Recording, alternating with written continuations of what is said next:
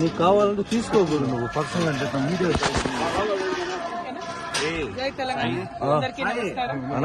నాకు రావట్లేదు. నేను గత 4 సంవత్సరాలుగా పడుతున్నటువంటి మనోవేదన ఆ స్వామివారి దయ వల్ల మరి కంప్లీట్ గా నేను ఏదైతే చెప్తూ వచ్చాను, సత్యం నా వైపు ఉంది, న్యాయం నా వైపు ఉంది, భగవంతుడు నా వైపు ఉన్నాడని చెప్తూ వచ్చాను. అదే నిజమని రుజువు చేస్తూ కంప్లీట్ గా కోర్టులో మరి క్లీన్ చీట్ రావడంతో స్వామివారికి కాలినడకన వచ్చి మొక్కు చెల్లించుకుంటానని అనుకున్నాను. దానికోసం ఇవాళ ఇక్కడికి రావడం జరిగింది. నిన్న కాలినడకన కొండకెక్కి ఈరోజు పొద్దున్నే స్వామివారి దర్శనం చేసుకోవడం జరిగింది.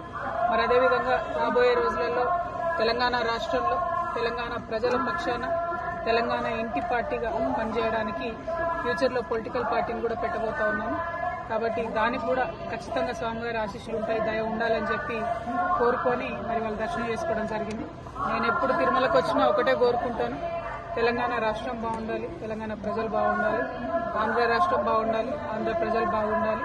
రాష్ట్రాలుగా మనం విడిపోయినా కూడా ప్రజలుగా కలిసి ఉండాలి, ప్రజలందరూ బాగుండాలని మనస్ఫూర్తిగా కోరుకుంటాను.